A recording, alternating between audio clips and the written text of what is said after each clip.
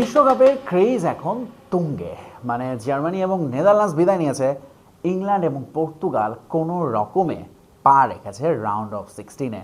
Argentina মাঠে নামছে আর কয়েক ঘন্টা পর, যেখানে এরই মধ্যে ব্রাজিল গিয়ে বসে আছে। আর এই সব কিছু নিয়ে আমাদের ঢাকা ফ্ল্যাশের ওয়ার্ল্ড কাপ ক্রেজ, সবাইকে স্বাগত জানাচ্ছি। আমি ফয়সাল তিতুমির। আজকে অবশ্য আমরা এই প্রোগ্রামটায় আমরা কতটা নির্ভর দেখেন আর্জেন্টিনার যেহেতু খেলা, বাট স্টিল আমরা আসলে আজকে খেলা নিয়ে কম কথা বলবো। আমরা আজকে ফান বেশি করব, গান বেশি করব, কারণ আমাদের সঙ্গে দুজন আছেন সঙ্গীত জগতের মানুষ, রবিউল ইসলাম জীবন, লিরিসিস্ট, স্পোর্টস লাভার। স্বাগত জানাচ্ছি আপনাকে জীবন ভাই। এই ওয়ার্ল্ড কাপ আপনার সঙ্গে প্রথম দেখা হচ্ছে। থ্যাংক ইউ, আশা করি আরো দেখা হবে আমাদের। নিশ্চয়ই। এবং আমাদের সঙ্গে আরেকজন যিনি আছেন, তাকে আসলে আমি ইচ্ছে করেই স্ক্রিনে আনতে চাই, কারণ তাকে স্ক্রিনে দেখলে, তার জার্সি দেখলে অনেকের পছন্দ হবে না, এই কারণে তাকে পরে আছে। আমার ভিউ তো লাগবে।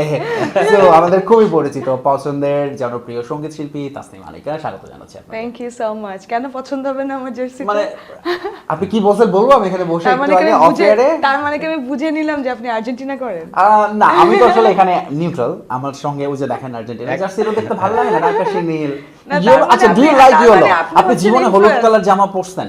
আমাকে কেন পরবো না, আমি তো দেখি না। এই যে দেখেন নাই কখনো। কেন হলুদ আপনি দেখেননি কখনো? অবশ্যই হলুদ। তোমাকে আমি বিভিন্ন গায়ে হলুদও দেখেছি, হলুদ না করে হলুদ দেখেছি। না না, অবশ্যই করেছি, অবশ্যই। ওকে, আমি একটু বলে নিই দর্শকদের জন্য, সেটা হচ্ছে আপনাদেরও কিন্তু এখানে অংশগ্রহণ থাকছে। শুধু আপনারা দেখবেন এবং শুনবেন সেটাই না, এখান থেকে পুরস্কারও জিততে পারবেন। আমাদের সঙ্গে আছে ইউএস বাংলা, তারা 2টি টিকিট দিচ্ছে, এয়ার টিকিট। আপনি যদি আমাদের একটু পরে আমি কুইজটা বলবো, যাতে আপনারাও আমাদের সাথে থাকেন, কারণ কুইজ শুনলেই দেখা যাবে আপনারা চলে যাচ্ছেন। সো সেই কুইজ শুনে সেই কুইজের সঠিক উত্তরদাতা যিনি হবেন, পুরো বিশ্বকাপ পর্যন্ত প্রতিদিনের মধ্যে সর্বোচ্চ সঠিক উত্তরদাতা পাবেন ঢাকা কক্সবাজার ঢাকা এয়ার টিকিট, এবং দ্বিতীয় সর্বোচ্চ সঠিক উত্তরদাতা পাবেন Dhaka Sylhet Dhaka air ticket US Bangla সৌজন্যে। সো ঢাকা ফ্ল্যাশের সাথেই থাকুন। আমাদের ফেসবুক পেজটা কিন্তু লাইক কমেন্টস করতে হবে এবং ইউটিউব চ্যানেল সাবস্ক্রাইব করতে ভুলবেন না। অলরাইট, জীবন ভাই আপনাকে দিয়ে শুরু করি। যেটা বলছিলাম, আর্জেন্টিনা ম্যাচ যেহেতু আর কয়েক ঘন্টা পরে, এবং এই ম্যাচের আগে আসলেই কি মনে হয় যে আর্জেন্টিনা অনেক বেশি নির্ভর, নাকি কেপ ভার্দে একটু টেনশন আছে, যে টেনশন ধরেন তারা দিতে চাচ্ছে, নাকি এই ম্যাচের সমস্ত টেনশন আসলে আপনারা এই দিকে দিয়ে দিচ্ছেন যে তারাই টেনশন করুক, আমরা নিশ্চিন্ত? না, সবকিছু একটু একটু আছে। কারণ হচ্ছে যেহেতু রাউন্ড অফ 32 খেলা, এখানে হারলেই বিদায়, সুতরাং এটা একটা বড় একটা পয়েন্ট। আর আর্জেন্টিনা যেটা হচ্ছে আসলে কেপ ভার্দেকে নিয়ে আর্জেন্টিনা অবশ্যই আমি মনে করি বড় ধরনের চিন্তা নাই, তবে অবশ্যই তাকে ওটা সতর্ক থাকতে হবে। সতর্ক থাকতে হবে এই জায়গা থেকে যে কেপ ভার্দে যে আগে গ্রুপ পর্বে যে 3টে ম্যাচ খেলেছে, তারা কিন্তু প্রচন্ড রক্ষণাত্মক খেলা খেলেছে। তারা হচ্ছে গোল বাঁচিয়ে খেলে, তারা মনে হয় যে মাঠের এই পাশেই তারা থাকে, ওইদিকে তারা আক্রমণের দিকে যায় না। এইভাবে তারা স্পেনকে ঠেকিয়ে দিয়েছে, ইউরুগুয়েকে ঠেকিয়ে দিয়েছে, এবং তারা যে 3টে ম্যাচেই ড্র করেছে।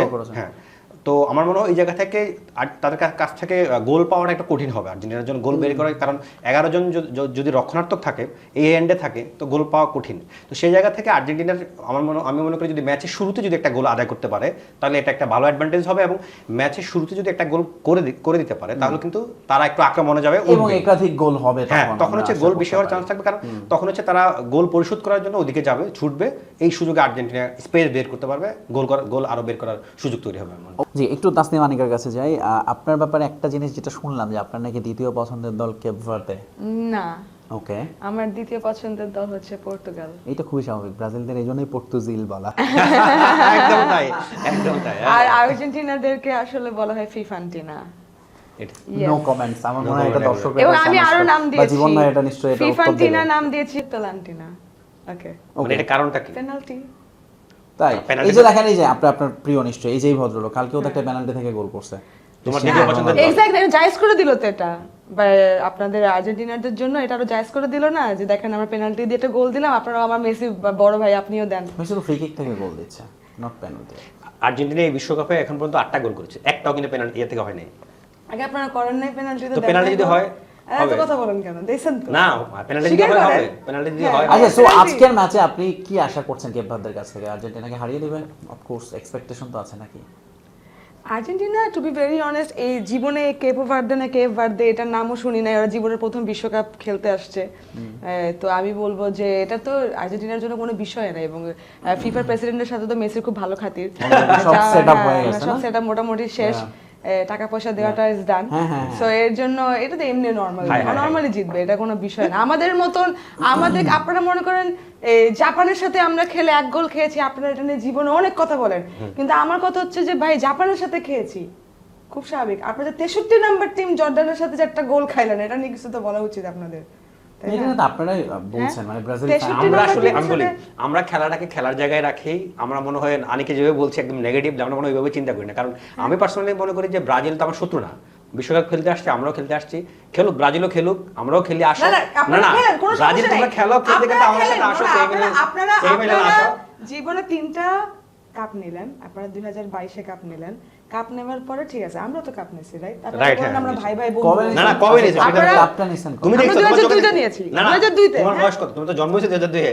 অসুবিধা কি, আমি 90 কি 90s কি, আমি অবশ্যই জন্ম হয়েছে। তুমি তো নিজেই দেখো না ব্রাজিলের কোন একটা কাপ নিতে দেখো না। আমি বলি না আমরা তো 5টা কাপ নিয়েছি, রাইট? আপনারা 3টা নিয়েছেন, আমরা ভাই ভাই বন্ধু বন্ধু। না আমি বলি না তোমাদের 5টা কাপ। আচ্ছা একজন একজন করে বলি আমরা, আগে একটু আনিকাকে বলতে দিই, শুনবো, তারপরে আপনি উত্তর তো দেবেন। আপনারা কাপ নিলেন 3টা, আমরা কাপ নিলাম 5টা। 5টা। হ্যাঁ স্যার আমরা ঠিক আছে, আমরা ভাই ভাই বন্ধু বন্ধু। হ্যাঁ আপনারা কাপ নেওয়ার সময় বলেন কি হ্যাঁ আমরা কাপ নিয়েছি, আবার যদি মনে করেন যে কোনোভাবে হেরে টেরে যান তখন ভাবেন না আমাদের আসলে বেশি কিছু প্রত্যাশা নেই জীবন থেকে, আমরা তো পেয়ে গেছি, আমাদের কোনো অসুবিধা নেই, আমরা তো একটা কাপ নিয়ে গেছি, তাহলে এত লাড়ালাড়ি করেন কেন?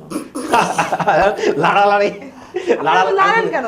আপনারা আপনাদের কাপ নিয়ে শুরু করেন, আপনারা দোয়া করেন যেন আমরাও। আচ্ছা শেষ হয়েছে, তোমার শেষ হয়েছে। লাড়ালাড়ি এটাকে আমরা করি, এবং দর্শক যারা এখন ওই প্রোগ্রামটা দেখছে তারাই কিন্তু বুঝছে যে কারা লাড়ালাড়ি করে। আমরা কিন্তু কিছু করি না। না আমরা কি কথা বলছি আর তুমি কি বলছো? আমার মনে হয় আমাদের খুব শীঘ্রই গানে চলে যাওয়া উচিত, আমরা গান শুনবো এই ঝগড়াঝাটিতে রেখে। বাট এনিওয়ে আমরা আসলে যেহেতু অফকোর্স আর্জেন্টিনা ম্যাচ নিয়ে আজকে বেশি কথা হবে, কিন্তু একটু আমরা কথা বলতে চাই কালকে রাতে এই দুজন লেজেন্ড নেমেছিলেন, মডরিচ বিদায় নিয়েছেন, রোনালদো আছেন, বাট ম্যাচটা নিশ্চয়ই দেখেছেন আপনি। সো একটু যদি বলেন। It feels like আমি to be very honest আমি কিন্তু ব্রাজিল হচ্ছে গিয়ে আমি সাপোর্ট করি, but deep inside we love Ronaldo too. এবং আমি কিন্তু আপনাদের মেসিকে সম্মান দিই, কারণ হচ্ছে গিয়ে he is a good player, এবং আমি এটা great player, greatest god, he is a god, not good player. He himself, I will not tell him God, but he himself a good player. এবং আমি বলবো যে আমি একটা ক্যাপশনও লিখেছিলাম ওই দিন আমার ওখানে, যে দল যার যার মেসি সবার, ঠিক তেমনি রোনালদো কিন্তু একটা ইমোশন। কারণ হচ্ছে গিয়ে আমি এটা চাই যে এবার ব্রাজিল আর্জেন্টিনা খেলুক, আমরা সেমিফাইনাল খেলি, আমরা ফাইনালও খেলি, কোনো সমস্যা নেই, বাট আমি চাই যে ক্রিস্টিয়ানো রোনালদো এবার কাপটা নিক। আই থিঙ্ক ওনার শেষ ওয়ার্ল্ড কাপ, I wish যে আমি দেখি যে রোনালদো কাপটা নিয়ে যাক। If you look at Portugal and Ronaldo's performance, তাহলে তো তখন একটু আসলে খারাপ লাগে, কারণ যেমন মেসির জন্য আমি বলবো যে আর্জেন্টিনার টিমটা কিন্তু মেসির জন্য খেলে, দে সাপোর্ট মেসি, বাট রোনালদোর টিমটা কিন্তু রোনালদোর জন্য খেলে না। এখানে সবাই যার যার মতো ইন্ডিভিজুয়ালি খেলছে এবং সবাই নিজেকে নিয়ে ব্যস্ত। সো এটাই পার্থক্যটা, যেটা আমার কাছে মনে হয় যে রোনালদোর টিম রোনালদোকে সাপোর্ট করে না। না আমার কাছে মনে হয় যে শুধু যে অনিকা যেটা বললো এটা কিছুটা আমি একমত পোষণ করি ওর সাথে, কিন্তু পর্তুগাল টিম হিসেবে ওয়ার্ল্ড কাপে আসার আগে যে ধরনের আওয়াজ ছিল, যে হাইপটা ছিল, সেটা কিন্তু খেলার মাঠে কিন্তু আমরা দেখছি।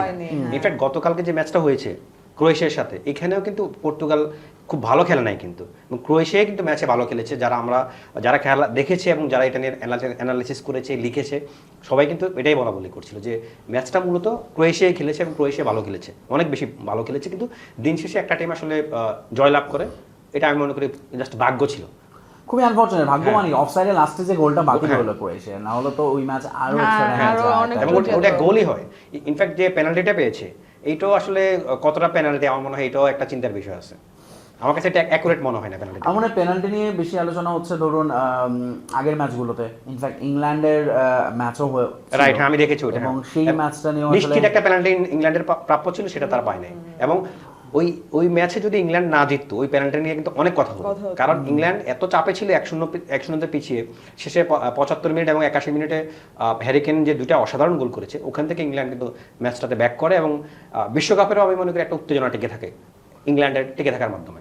রাইট, এই বিশ্বকাপে ধরুন ফেভারিটদের মধ্যে আরো একটা ফেভারিট দল হচ্ছে স্পেন, যারা অস্ট্রিয়াকে হারিয়েছে গত ম্যাচে, এবং স্পেনের সঙ্গে ধরুন যেরকম লাইন আপ আমরা দেখতে পাচ্ছি, তাতে আসলে যেমন পর্তুগাল স্পেনেরই খেলা এর পরে, এবং সেই ম্যাচ জিতলে এরপরে স্পেনের সঙ্গে দেখা হওয়ার সম্ভাবনা আছে হচ্ছে যদি ফ্রান্স মরক্কো থেকে যারা জিততে পারে। বাট স্টিল স্পেন নিয়ে যদি একটু বলেন, স্পেনের পারফরমেন্স কেমন লাগছে? স্পেন আসলে আমি যেটা দেখেছি সবসময়, স্পেন একটা টুর্নামেন্ট যখন শুরু হয় কিছুটা স্লো থাকে এবং আস্তে আস্তে ওরা বিল্ড আপ করতে থাকে। স্পেনের কিন্তু এবারও সেটা দেখা যাচ্ছে, এবং আমি মনে করি গত ম্যাচে স্পেনের কিন্তু একটা বড় একটা ফাঁড়া কেটেছে, এবং এই ম্যাচ জেতার পরে তারা কিন্তু নেক্সট ম্যাচে আরও বেশি কনফিডেন্ট নিয়ে খেলতে পারবে, এবং ওদের যে ইয়ামাল ইয়ামাল আমি মনে করি কিছুটা ঝলক অলরেডি সে দেখিয়েছে এবং সে নিশ্চয়ই সামনে তার দলকে আরো সামনে নিয়ে যেতে পারবে। নিশ্চয়ই, মানে নেক্সট সুপারস্টার মনে করা হচ্ছে ইয়ামালকে। ক্রিস্টিয়ানো রোনালদোর এই নিয়ে আরেকটু কথা বলতে চাই, যেহেতু আনিকার খুবই পছন্দের ক্রিস্টিয়ানো রোনালদো, এবং রোনালদো ধরুন গতকালকে ফাইনালি সে একটা নকআউট ম্যাচে গোল করতে পেরেছে, সেটা পেনাল্টি, এবং তারা তাদের 21 নম্বর জার্সিকে হচ্ছে গিয়ে ট্রিবিউট দিয়েছে। এটা আমার কাছে খুব ভালো লেগেছে, খুব ইমোশনাল ছিল ব্যাপারটা। রাইট। সো আমার মনে হয় তারা ওই জায়গাটা থেকে বের হয়ে আসতে বোধহয় এখন একটু পারছে যে আচ্ছা আমরা একটু দল হিসেবে খেলি না। কিন্তু আসলে কি এটা মনে হয়েছে ম্যাচে খেলায় তাদের পাসিং অ্যাকুরেসি এবং হচ্ছে তাদের যে বন্ডিং, টিম বন্ডিং, এটা আমার কাছে সেটা কিন্তু মনে হয় না, বরং মনে হচ্ছে না যে Croatia were more deserving, obviously, which is true, which is true। এবং মদ্রিসের জন্য আমার খুবই খারাপ লেগেছে, এবং লুকা কিন্তু এই বয়সে এসেও যে পারফর্মটা করেছে একদম মানে নিজেকে উজাড় করে দিয়েছে। এবং আমি খুবই ভাগ্যবান যে আমি কিন্তু গত বিশ্বকাপের যে সেমিফাইনাল ক্রোয়েশিয়া এবং মরক্কোর যে সেমিফাইনালটা, ওখানে তো আমি মাঠে ছিলাম। ওয়াও, এবং আপনি তো ফাইনাল ম্যাচটাও দেখেছিলেন, আর্জেন্টিনাকে ট্রফি জিততে দেখেছেন। হ্যাঁ, ফাইনাল ম্যাচটা দেখেছি এবং আর্জেন্টিনার যে সেমিফাইনাল সেটাও দেখেছিলাম মাঠে। দুর্দান্ত। আমরা সেই এক্সপেরিয়েন্সটা শুনতে চাই আপনার কাছ থেকে। তবে আমরা কি যেহেতু মানে আজকে আসলে গানই শুনি আমরা না, আর্জেন্টিনা কেপ ভার্দে ম্যাচ নিয়ে কি কথা বলবো, আর্জেন্টিনা তো এটা তো স্বাভাবিক, এটা তো আপনারা কমিটি টিম, এটা তো স্বাভাবিক, এটা তো আপনারা আগে থেকে আচ্ছা আপনি ওই মিমটা দেখছেন, জাপান আমাদেরকে দিবেন, আপনারা হচ্ছে গিয়ে কি নরওয়ে, আর আপনারা নেবেন কেপ ভার্দে। আচ্ছা আপনি ওই মিমটা দেখছেন ফেসবুকে যে কালকে রোনালদো যখন গোল হচ্ছিল না পিছিয়ে, তখন ফোন করছেন মেসিকে যে মেসি বলছে বিকাশে সেন্ড করো, আমি গোল দিতে দিচ্ছি, ব্যবস্থা করে দিচ্ছি। তো এটা অলরেডি মেসি বিকাশে সেন্ড করে দিয়েছে ফিফার প্রেসিডেন্টকে। রাইট, বাট স্টিল আমার মনে হয় যে কেপ ভার্দের সঙ্গে ম্যাচটা ইন্টারেস্টিং হবে, কারণ এই ম্যাচে অনেকগুলো মানে এই ম্যাচটা স্পেন আর্জেন্টিনা এই ম্যাচে আচ্ছা আপনারা এই ম্যাচে 7টা গোল করেন, আমি বললে গোল কথা, এই ম্যাচটা কিন্তু অনেক ফোকাসড একটা ম্যাচ হবে, কারণ হচ্ছে কেপ ভার্দের প্রেসিডেন্ট বলেছে তারা জিতবে, তারপরে ওই যে গানার যে ভবিষ্যৎবাণী করে সে বলেছে তান্ত্রিক, হ্যাঁ তান্ত্রিক, তো এইটা নিয়ে আসলে অনেক আলোচনা হচ্ছে। কিন্তু এখানে কিছু জিনিস মনে রাখতে হবে, আমি যেটা বলতে চাই সেটা হচ্ছে এটা কিন্তু আর্জেন্টিনার এই যে নতুন আর্জেন্টিনার যে রূপকার, আর্জেন্টিনাকে যে এতদূর নিয়ে এসেছে গত 8 বছর থেকে, আর্জেন্টিনার কোচ লিওনেল স্কালোনির কিন্তু এটা 100তম ম্যাচ। এটা 100তম ম্যাচ, আমি মনে করি এটা খুবই একটা গুরুত্ব রাখে, সে নিশ্চয়ই ভাবে তার ম্যাচটাকে সে স্মরণীয় করে রাখবে। এর থেকে বড় কথা হচ্ছে আরেকজন লিওনেল মেসি, যিনি মেসির মাঠেই খেলা হবে, মেসির মাঠ কোথায়, মায়ামিতে খেলা হবে, এবং 2023-এর এই জুলাইতেই কিন্তু সে মায়ামিতে তার খেলা শুরু করেছিল, ঠিক 3টা বছর হয়েছে। এবং আমি মনে করি মেসির কিন্তু মায়ামিতে যাওয়া এর পেছনে কিন্তু বিশ্বকাপের একটা কারণ ছিল, এবং তার বিশ্বকাপ খেলার পেছনে আবার মায়ামির ভূমিকা ছিল, একটা আরেকটার সাথে নিবিড়ভাবে কানেক্টেড। কারণ হচ্ছে ওখান থেকে সে প্রস্তুতি নিয়েছে, এবং আমি মনে করি ওখানকার আবহাওয়া, ওখানকার পরিবেশ, আমি যখন আমার ঘরের মাঠে খেলবো, কোনো একটা কাজ করবো, আমার এনার্জিটাই থাকবে অন্য লেভেলে। তো ওই জায়গা থেকে আমি মনে করি যে হ্যাঁ আর্জেন্টিনা অবশ্যই একটু ভয় তো থাকবে, ভয় না থাকলে তো তাহলে খেলাই হতো না, তাহলে তো মাঠে নামার আগেই জিতে যেত। আপনারা 7টা গোল আজকে দিবেন না, ভয় অবশ্যই থাকবে, ভয় থাকা ভালো, কারণ হচ্ছে যে কোনো জয় নিশ্চিত হওয়ার আগ পর্যন্ত সেটা জয় না। তবে এটা সত্যি কথা যে এবার কিন্তু ফিফাতে অনেক ছোট ছোট দলগুলো কিন্তু অনেক ভালো করছে, যেটা which is unexpected। না আনএক্সপেক্টেড না, আমি এটা প্রত্যাশা করি, এই কারণে যে বিশ্বকাপ, যে দলটা ছোট সে যদি ছোট থাকে, খেলতে না পারে, তাহলে তো মজা হলো না, তাহলে তার খেলাই হবে না। ছোট দল ভালো খেলবে, বড় দল হঠাৎ করে হেরে যাবে, এটাই আসলে মজা, এই কারণে বিশ্বকাপটা হয়। তো যেটা বলছিলাম, তো মায়ামির মাঠে যেহেতু খেলাটা হবে, মেসির এবং ডিপল আছে এখানে একই মাঠে, সেও খেলতো, তো আমি মনে করি এটা আর্জেন্টিনার জন্য একটা বড় অ্যাডভান্টেজ। আর মাস্টার মাইন্ড স্কালোনি আমি বিশ্বাস করি যে এই ম্যাচে নিশ্চয়ই কিছু চমক সে দেখাবে, এবং প্রিভিয়াস যে ম্যাচটা হয়েছিল সেখানে সেই দলটাকে একটু যাচাই করেছে, কিছু চেঞ্জ করেছে, তার বেস্ট 11-এর অনেককেই সে খেলায় নাই, ইভেন মেসি খেলেছে শেষ 20 মিনিটের মতো। তো আমি মনে করি পুরো জিনিসটা এটা তাদের একটা পরিকল্পনার অংশ, এবং আর্জেন্টিনা অবশ্যই ম্যাচটাকে খুবই গুরুত্ব সহকারে নেবে এবং শেষ পর্যন্ত বিজয় নিশ্চিত করবে। আপনি যত কথাই বলেন, ও কিন্তু একটা কথা বিশ্বাস করতেছেন আপনার কথা, আনিকা দেখেন পাত্তাই দিচ্ছে না। আমরা বরং তাকে তারছে let's talk about Brazil Norway. না, ইচ্ছা ছিল যে ওর ল্যান্ডে খেলবে, এই কারণে প্রেসিডেন্ট সাহেবকে বলল যে ভাই আমাকে তো আমার জায়গায় খেলতে দিন, তোমরা খেলো না ভাই, তোমরা তোমাদের মাঠে খেলো। রাইট, আমার জায়গায় না হলে মেসি, আবার তার জায়গায় না হলে তো মেসি জিততে পারে না, কাতারে গিয়ে তো মেসি জিততে পারে না, পারছিল না, এটা চাইলো আর কি, এটা যে শেষ খেলা, বুঝেন না, এটা okay. So let's talk about Brazil Norway, হাল্যান্ডের সঙ্গে খেলা ব্রাজিলের। আপনি সেই ম্যাচটা ঘিরে মানে একটু কি ভয় কাজ করছে, টেনশন? শুনেন, একটা সত্যি কথা বলি, সেটা হচ্ছে জাপানের সাথেও আমাদের খেলাটা ওয়াজ ভেরি চ্যালেঞ্জিং। এটাও কিন্তু একটা ইজি ম্যাচ ছিল না, কারণ জাপান অনেক টাফ টিম, এবং আমি অবশ্যই জাপান, আমি যদি কেপ ভার্দে বা জর্ডান এইসব টিমের সাথে আমি যদি তুলনা করি, অবশ্যই জাপান এগিয়ে আছে এবং তারা কিন্তু দুর্দান্ত খেলেছেও। এবং ডিফেন্সে তারা 5 জনকে দিয়ে খেলিয়েছে, so it was a tough match two.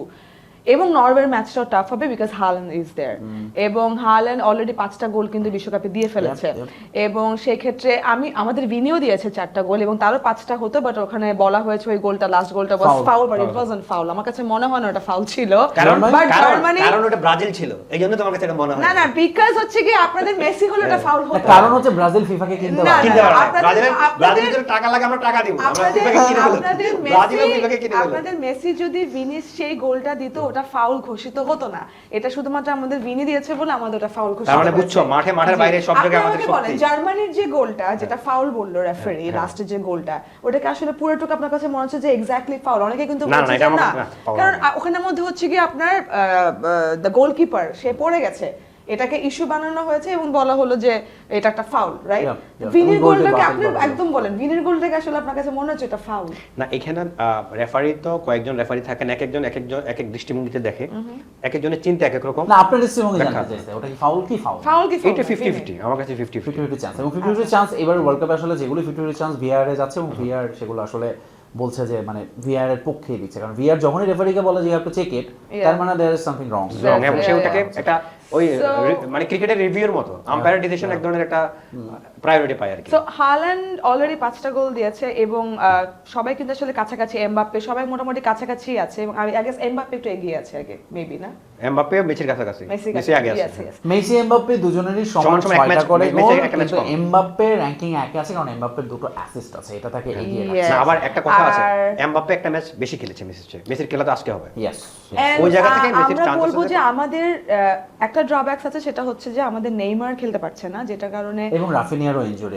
Yes, so এটার জন্য it will be a bit tough day for us, কারণ হচ্ছে Haaland is a wonderful player, and আমি ওকে বলবো যে ইজ আ ভাইকিং, সবাই ওকে ওদের দেশে ভাইকিংস বলা হয়, সো এইটা খুব হাড্ডাহাড্ডি একটা লড়াই হবে, এবং আমি তো খুব একটু টেনশন আছি সত্যি কথা। অলরাইট, আমরা একটা মনে হয় আমরা একটু গান শুনে ফেলি, এরপর আমরা বিরতি নিতে হবে, অবশ্যই, তারপর আর্জেন্টিনা ম্যাচ নিয়ে সিরিয়াস আলাপ করব। আনিকের কাছে তো আমরা জগদাটি প্রত্যাশা করি না, ভালো বলি আনিকের কাছে আমরা জগড়া প্রত্যাশা করি না, গানই প্রত্যাশা করি, গান শুনি আগে। আচ্ছা তাহলে একটা ভালো মানে একটা জিনিস বলেন, যেহেতু আপনারা দুজনে আছেন, এরকম আছে তো নিশ্চয়ই আপনার লেখা গান, তার গেয়েছে আমার, আমরা কি সেরকম কোনো একটা কিছু শুনতে পারি? আমার বেশ কয়েকটা গান গেয়েছে, এবং স্পোর্টস খেলা নিয়ে আমাদের গান, ইয়েস আমাদের খেলা নিয়ে গান আছে, এবং আসলে আমাকে এটা অনেকে জিজ্ঞেস করেছে যে আমাদের এই গানটা আসলে ক্রিকেট নিয়ে, যেটা জীবন ভাই লিখেছেন, আমি গেয়েছি, সো এটা গাওয়ার পর থেকে বাংলাদেশ একদিনও জিতেনি, তো আমাকে না অবশ্যই জিতেছে, না জিতেনি সত্যি কথা বলেন, মেনে নেন জিতেনি, বাংলাদেশ গত 3-4 বছর ম্যাচ জিতে নাই, এরপরে বাংলাদেশে আমরা গান বানাইছি 3-4 বছর হয়েছে, কয় বছর হয়েছে বলো? হাইয়েস্ট 2 বছর, তো 2 বছর কি বাংলাদেশ জিতে নাই? কই 2 বছর? আল্লাহ, এটা তুমি জানোই না, লাস্ট 2 বছর সর্বশেষ বাংলাদেশ, আমি এত ডিপ্রাইভ হয়েছি, জিম্বাবুয়ের কাছে হেরে গেছে একটা ম্যাচ হেরেছে অনেকদিন পরে। তাহলে এটা কেন বলি, আমি যখনই গানটা ছাড়তাম বাংলাদেশকে উইশ করার জন্য, তখনই আমাকে কমেন্টে লেখা হতো আপনার এই গানের জন্য বাংলাদেশ জিততে পারে না, একদম রং, যারা লিখতো। সো এই জন্য আমি ঠিক করেছি যে এবার আর্জেন্টিনার জন্য একটা গান বানাবো। না please don't do that I will make a song guys for you. So Jibon ভাই লিখেছেন খুব জোশ একটা গান, খুব এনার্জেটিক একটা গান, সো ওটা একটু গাচ্ছি, যদিও এটা ক্রিকেটকে নিয়ে গাওয়া, বাট আমি একটু লিরিক চেঞ্জ করে দিই আপনার সামনে বসে, এটা আমরা ফুটবলের গান বানিয়েছি। ওকে ওকে, হ্যাঁ। বাঘের গর্জন শুনবে বিশ্ব, লড়াই হবে আবার, কাপ আসবে এবার ঘরে, স্বপ্ন সবার, গোলে গোলে জমবে খেলা, যাব বহুদূর, চারিদিকে বাজবে শুধু বিজয়েরই সুর, জিতবো জিতবো আমরা, জিতবো জিতবো আমরা, হে জিতবো জিতবো আমরা, হে জিতবো জিতবো আমরা। এক্স্যাক্টলি এই গানটাই আসলে বাংলাদেশের ফুটবল ফ্যানদের আমার মনে হয় যে মনের কথা, সবাই বলে আমরাই জিতবো, ব্রাজিলও বলছে আমরা জিতবো, আর্জেন্টিনাও বলছে আমরা জিতবো, বাট আসলেই আর্জেন্টিনার কয়েক ঘন্টা পরে একটা অগ্নি পরীক্ষা আছে এগেইনস্ট কেপ ভার্দে, খুব অগ্নি পরীক্ষা আসলে, হ্যাঁ। ওকে, সো আমরা আমাদের সাথে থাকবেন, কোথাও যাবেন না, কারণ আপনাদের সঙ্গে কুইজ এখনো বলিনি, কুইজ নিয়ে আসছি, এবং একই সাথে আর্জেন্টিনা ম্যাচ নিয়ে আরো কথা হবে, আমাদের সঙ্গে থাকবেন দুজন অতিথি তো আছে, তাদের কাছ থেকে আরো গান শুনবো এবং খেলা নিয়ে কথা হবে। চলছে Dhaka flash world cup craze, নিচ্ছি ছোট্ট একটা বিরতি, সঙ্গে থাকুন।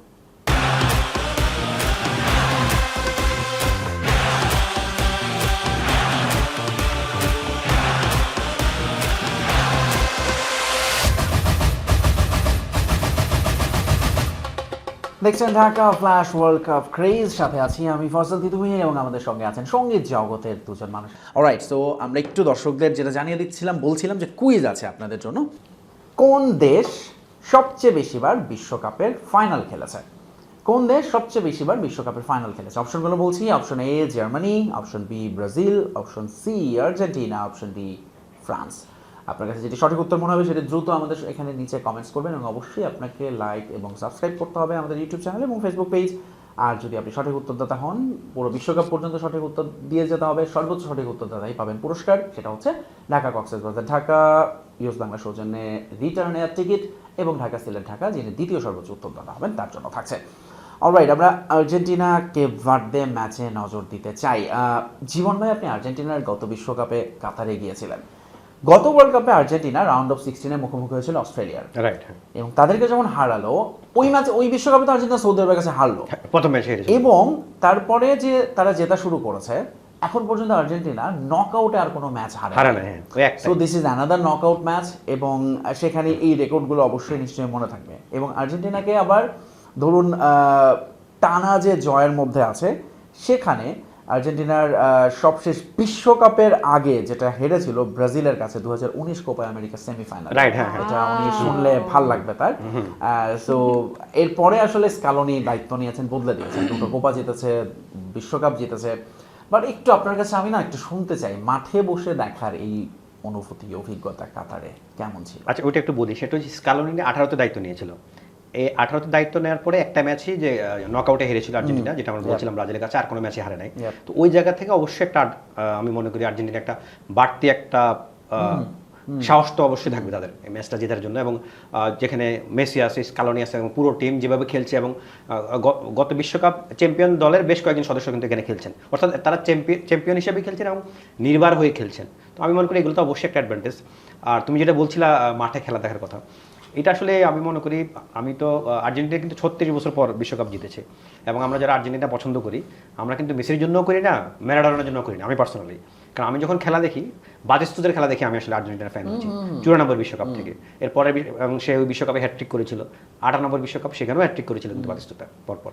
তো যেটা বলছিলাম, আর্জেন্টিনা তো একটা আবেগ আমাদের কাছে, এবং এটা একটা লাইফ স্টাইলের মতো, যে আমরা আর্জেন্টিনাকে যারা আসলে পছন্দ করি। তো সেই জায়গা থেকে এরকম একটা, এটাকে বলা হচ্ছে যে গত বিশ্বকাপের ফাইনালটাকে বলা হচ্ছে ফুটবল ইতিহাসের মানে সর্বকালের সেরা ফাইনাল। ওইরকম একটা ম্যাচ আমি মাঠে দেখতে পেরেছি এবং মেসির হাতে বিশ্বকাপ দেখতে পেরেছি, এটা আসলে একটা অনন্য একটা প্রাপ্তি আমার জীবনে।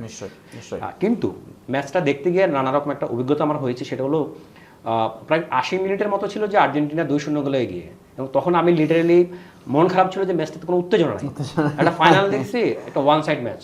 তো আমাকে পৃথিবীর বিভিন্ন দেশ থেকে, আমার বন্ধু বান্ধব বাংলাদেশ থেকে, আমেরিকা থেকে বা বিভিন্ন জায়গা থেকে যারা খেলা দেখছে, সবাই ফোন করছে, মানে উইশ করছে যে আপনার যাওয়া সার্থক, আপনি জিতেছেন, এই সেই। আমি তো তখন অলরেডি অনেক চাপ নিয়ে নিয়েছি, জিতে গেছি, আসছি, এত কষ্ট করলাম।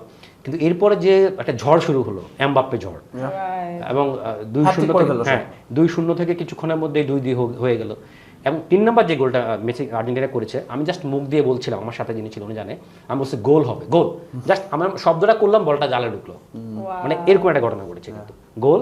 এরপরে আবার ওই গোলটাও হজম করা হবে। আমার মানে তখন আমার মানে প্রেশার বেড়ে গেছে, আমার মনে হয় আমি বুক দূরে রেখেছি পুরো। এবং তুমি আমার ভিডিওতে দেখবা, যেটা আমি ফেসবুকে পোস্ট করেছি, আমি যখন কথা বলছি আমি বুক দূরে রাখছি, আমার বুকে ব্যথা, মানে নেওয়া যাচ্ছে না। কারণ যেটা ম্যাচ, আমার তখন আর্জেন্টিনার উপরে আমার এত ক্ষোভ তৈরি হয়েছিল ওই সময়, 10 মিনিটের জন্য, যে তোরা কি করলি। আমার কাছে তখন মনে হচ্ছিল মানে কোচ কি করছে, প্লেয়াররা কি করছে। আমার কাছে মনে হয় যে আর্জেন্টিনা হয়তো জিতেই গেছে, মনে মনে হয়তো উৎসব শুরু করেছে, যার কারণে শেষ মুহূর্তে সেই গোলগুলো হজম করেছে। আর মার্টিনেজের যে সেভটা, ওইটা তো আসলে ফুটবল ইতিহাসের মানে একটা যে আইকন যেটা থাকে, হ্যাঁ একটা ফটো হয়ে গেছে ওটা। আর আমার আরো বেশি ভালো লাগছে, আমি যে এন্ড থেকে খেলা দেখেছিলাম, ওই এন্ড থেকেই আসলে ট্রাইব্রেকারটা হয়েছিল। হ্যাঁ, এটা আরো মানে একটা অনবদ্য একটা ব্যাপার ছিল। এবং ট্রাইব্রেকারে যখন এই যে এক মানে লড়াইটা তো আরো জমছিল, আরো সুন্দর হচ্ছিল। তো শেষ পর্যন্ত আর্জেন্টিনা জিতেছে, আমি মনে করি এটা আমার একটা মুখ রক্ষা হলো। কারণ আমি সত্যি কথা যে অবস্থায় ছিলাম, ম্যাচ দেখেছি, জেতা ম্যাচ, এত এক্সাইটিং একটা ম্যাচ এভাবে ক্লোজ হয়ে যাওয়া, সবকিছু পাওয়া হয়ে গেছে একদম। মানে স্পোর্টস লাভার হিসেবে আমি মনে করি আমার সবকিছু পাওয়া হয়ে গেছে। এবং আরেকটা গল্প বলতে হয়, সেটা হচ্ছে আর্জেন্টিনার যে ফ্যান, ফিফাতে গতবার আগের বার যে হচ্ছে ট্রফি জিতেছিল মেসির সাথে একসাথে। তুলা নাম, কার্লোস তুলা, মানে আর্জেন্টিনার সবচেয়ে আইকনিক ফ্যান। তার সাথে আমার দেখা হয়েছিল। আমি যে হোটেলে ছিলাম ওই হোটেলে ওনার সাথে আমার দেখা হয়েছিল, পরিচয় হয়েছিল, এবং ওনার সাথে আরেকজন ছিল, উনি হচ্ছে ওর ম্যানেজার, এবং একের সাথে ডিমারিয়া, মেসি অনেকের সাথে খুবই ভালো রিলেশন, এবং ওর সাথেও আমার একটা ভালো সম্পর্ক হয়। এবং এই ওয়ার্ল্ড কাপের সময় সে মাঠে অলরেডি আছে, আমার সাথে মাঝে মধ্যে কথা হয়, হ্যাঁ যোগাযোগ হয়, মাঝে মধ্যে আমাকে ছবি দেয়। মানে এটাই তো আসলে বড় কথা, ফুটবল আমাদের কিভাবে কানেক্ট করে। আসলে দূরের দেশ, মানুষ বলে না একটা যুদ্ধ থামিয়ে দিল ফুটবল, কারণ আমি দেখছি যে ইউএস এর ইরান খেলছে ইউএসএ তে, সো একটা যুদ্ধ স্টপ করে দিয়েছে। তার মানে হচ্ছে যে এই ফিফাটা আমাদের কাছে কতটুকু এবং স্পেশালি আপনি আফ্রিকার অনেক কান্ট্রিতে, ধরুন হাইতিতে গৃহযুদ্ধ, তারাও কিন্তু ওয়ার্ল্ড কাপের জন্য অনেক কিছু থেকে তারা সেখান থেকে সরে এসেছে। আচ্ছা, আমরা ব্রাজিল একটু তাসনিম আনিকাকে ফ্লোর তো দিতে হবে একদম, না ফ্লোর তো সে নিয়ে নিচ্ছে অলরেডি, দিতে হচ্ছে না। যেটা বলছিলেন আপনি যে ওই ব্রাজিলের কাছে নকআউটে ওই হার, এরপরে 7 বছর চলে গেছে, 10 ম্যাচ আর্জেন্টিনা আর হারেনি। এবং লিওনেল মেসি গতবার আপনি যখন দেখলেন কি মনে হয়েছিল না, আমাদের তো সব মনে হচ্ছে আছে এটা বোধহয় শেষ, মেসি সব করে ফেললো, বাট মেসি এখনো এসে দেখাচ্ছে আনস্টপেবল ফোর্স। বাট মেসিকে আটকানোর জন্য নিশ্চিতভাবে কেপ ভার্দের তো স্ট্র্যাটেজি থাকবে, কিন্তু মনে হয় যে একটা খবর যেটা জীবন ভাই বলছিলেন, তারা কিন্তু কালা জাদু করছে, আমরা শুনছি, যেটা ঘানা কঙ্গো করেছিল এগেইনস্ট ইংল্যান্ড, তো সেরকম কিছু কিন্তু কেপ ভার্দ আজকে একটা করছে। টার্ম আছে না যে নারী আটকায় কিসে, আমার কাছে মনে হয় মেসি আটকায় ফ্রান্সে, আমি এমবাপ্পের কাছে। আমার কাছে মনে হয় যদি এটা তার মানে এটা কিন্তু বলে সে ইনডিরেক্টলি বলে দিল আর্জেন্টিনা ফ্রান্স ফাইনাল হচ্ছে।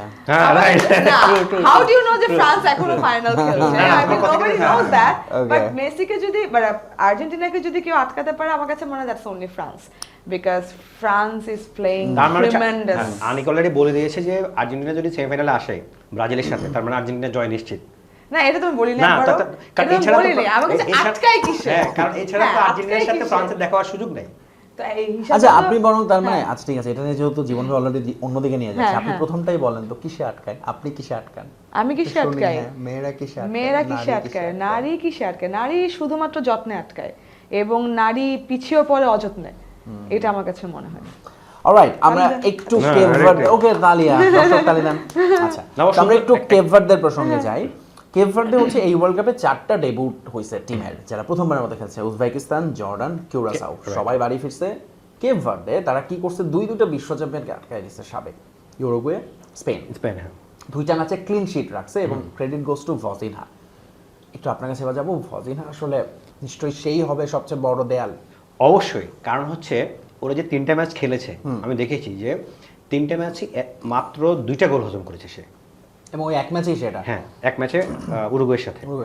এটা কিন্তু মানে একটা চিন্তার বিষয়, কারণ একটা টিম মাত্র প্রথম বিশ্বকাপ খেলছে, 2টা বিশ্ব চ্যাম্পিয়ন টিমের বিরুদ্ধে খেললো, কিন্তু গোল খেলো না। গোল খেয়েছে 3টা ম্যাচে, মোটে 2টা। তো এটা অবশ্যই একটা আর্জেন্টিনার জন্য একটা বড় চিন্তার কারণ হবে। কিন্তু আমি যেটা বলছিলাম যে শুরুতে যদি আর্জেন্টিনা শুরুর দিকে একটা গোল করতে পারে, তাহলে আমি মনে করি এই ম্যাচ আর্জেন্টিনার জন্য ইজি হয়ে যাবে, কারণ তখন হচ্ছে স্পেস বের করতে পারবে, তখন হচ্ছে যে কেপ ভার্দে তারাও কিন্তু আক্রমণে যাবে, জায়গা তৈরি হবে, এটা একটা ফ্যাক্ট। আর মেসি যেভাবে যে ছন্দে আছে, গত 3টা ম্যাচ সে যেভাবে খেলেছে, আমি মনে করি রিসেন্ট টাইমে মেসি তার সবচেয়ে সেরা ফর্মে এই মুহূর্তে আছে, বিশ্বকাপে আছে, সবচেয়ে ইম্পর্টেন্ট সময় আছে। তো মেসি যদি তার দল থেকে সেই সাপোর্টটা পায়, এবং তার পুরো দল যদি তাকে বলস দিতে পারে, আমি মনে করি সমস্যা হবে না।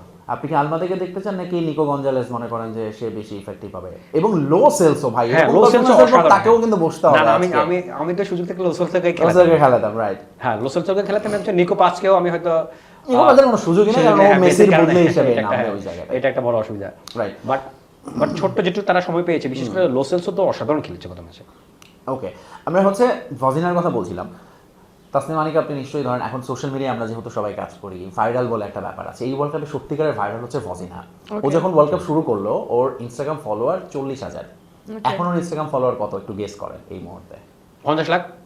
Millions তো, of course. 20 million around. Wow. So Vozina is the like social media sensation now. Wow, nice. এবং of course ভজিনার বয়স 40, বাট স্টিল তাকে এখন ক্লাবগুলো আগ্রহ দেখাচ্ছে অন্য ক্লাব তাকে নেওয়ার জন্য।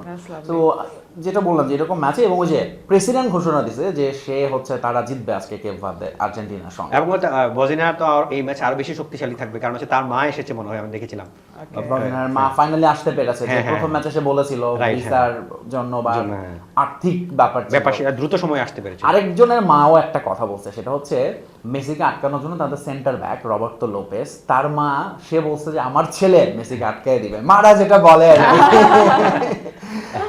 অলরাইট, সো আমরা একটু প্রেডিকশন শুনতে চাই, যেহেতু আর্জেন্টিনা কেপ ভার্দে ম্যাচ, আনিকার কাছ থেকেই শুনি তার প্রেডিকশন কি, ম্যাচে স্কোর লাইন কেমন হতে পারে?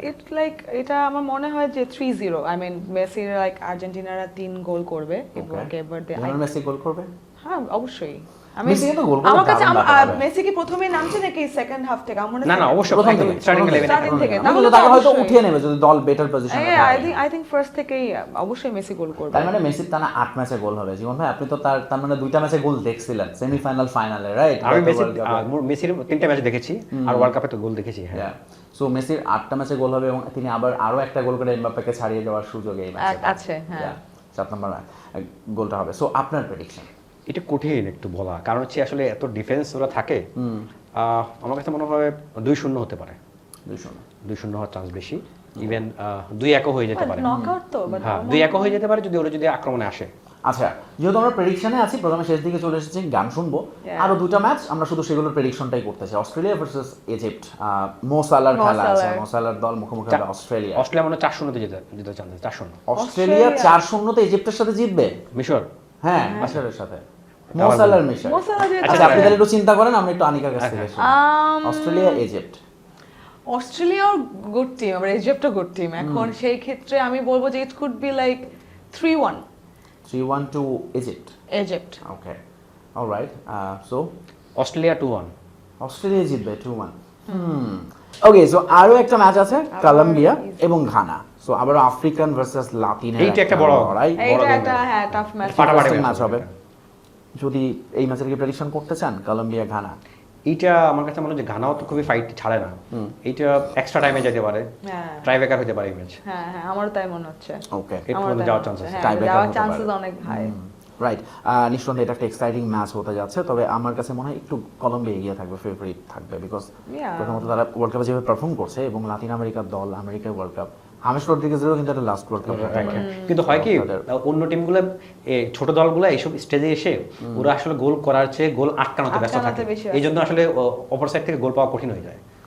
ওকে, সো দর্শক আপনাদের প্রেডিকশন কিন্তু জানাতে ভুলবেন না আমাদের ঢাকা ফ্ল্যাশের ফেসবুক এবং ইউটিউবের নিচে কমেন্টস করে, এবং কুইজ তো বলে দিয়েছি, সেটার উত্তরটা দিতে থাকুন। এর মধ্যে আমরা একটু গান শুনে ফেলি আবারও তাসনিম আনিকার কাছ থেকে। তবে গান শোনার আগে একটা কাজ করা যায়, সেটা হচ্ছে আমাদের, আচ্ছা আপনি গরম পানি, না আমার কাছে প্রোডিউসার সাইড থেকে আমাদেরকে তো গরম পানি দেওয়া হবে, তাসনিম আনিকাকে যদি একটু 7 আপ দেওয়া হয় তাহলে আমাদের গানটা ভালো হয়ে যাবে। আচ্ছা, আপনারা কেপোভার্দের সাথে মাইনেন স্যার? না একটু 7 আপ দিলে মানে আপনারা ফিল পাবেন না, আপনাদের বাবা সে আমাদের সুন্দর 7 আপ খাই নিলে আই গেস আমাদের প্রোগ্রামের স্পন্সর করা উচিত 7 আপের। আমরা এখানে প্রমোট করে দিচ্ছি 7 আপকে। বাপ জার্মানি ওরা তো নাই গেলে তো। এই যে আমরা এখন কোন দিকে চলে যাচ্ছি, আর এইজন্য আমি বলছি গান, প্লিজ গানে যাই, আমরা আর কোনো দিকে না যাই।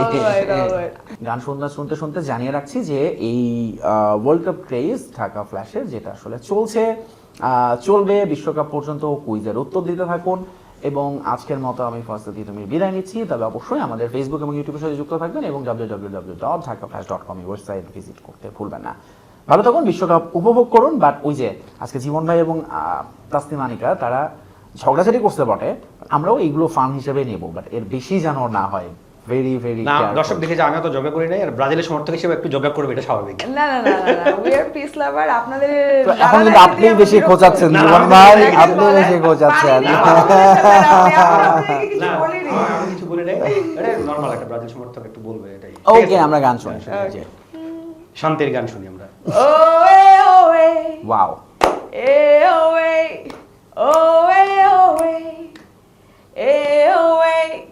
knew from the day you were born here in this place. You belong, you've been this brave all along. What broke you once made you strong. Die, eco, dale, alles, let's go. Die, eco, dale, alles, let's go. Feel it, got everything you needed. Now bring it like you mean it, just like you mean it. Dale, olvida lo que vale. Juega como tú sabes, como tú sabes. Thank you. হোক। Wow, great.